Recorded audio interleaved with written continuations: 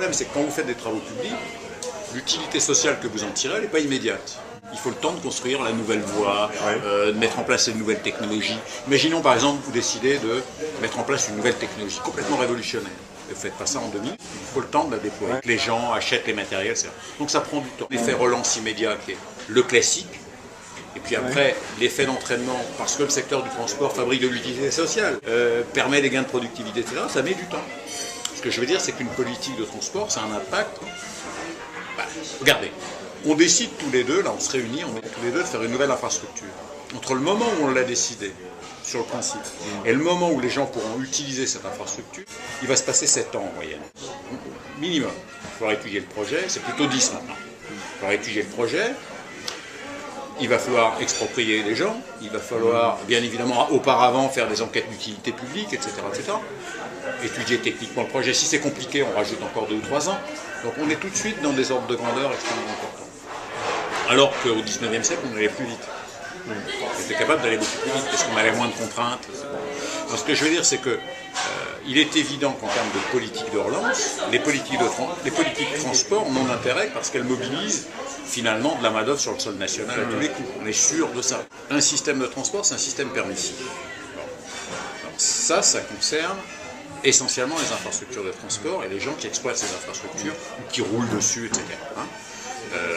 Si vous avez la capacité de concevoir, de programmer des investissements qui sont fondamentalement efficaces, par exemple des ports attractifs, vous pouvez capter du trafic chez vous et éventuellement donner un avantage compétitif à vos nationaux parce qu'ils sont plus proches de sports efficaces. Bon. C'est en cela que ça a un impact. Deuxièmement, l'expérience montre que quand même, quand on est bien équipé en matière de transport, on est aussi bien équipé en matière de... Enfin, je dirais les métiers de l'organisation de transport sont efficaces, sont plus efficaces, ils sont concentrés là. Le business se localise là où il y a les grands pôles d'émissions, d'attraction, de trafic. Et donc ces métiers-là obtiennent un rayonnement plus important.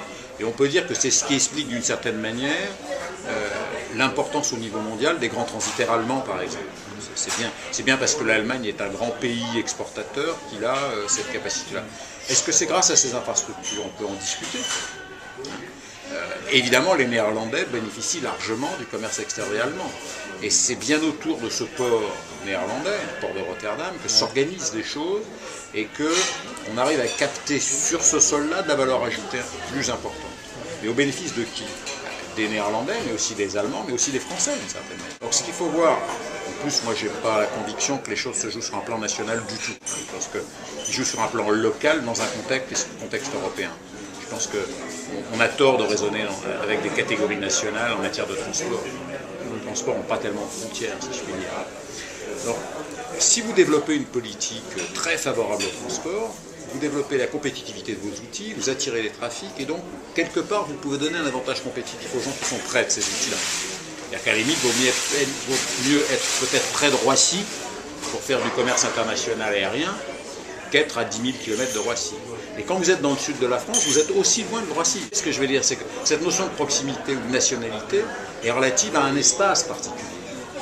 C'est pas parce que Roissy est en France que Roissy est plus proche de tous les Français. Plein de Belges qui sont beaucoup plus proches de Roissy que les Français du Sud, quoi, je veux dire. Donc ça aussi, ça fait partie de la réalité. Et on ne va pas avoir 10 Roissy en France. Même chose sur le plan portuaire. La compétitivité de notre système de transport est un facteur de localisation d'activité, c'est clair. Bon. Et effectivement, si on augmente cette compétitivité, on peut penser que les entreprises diront bah, « tiens, ça vaut la peine de se mettre là ».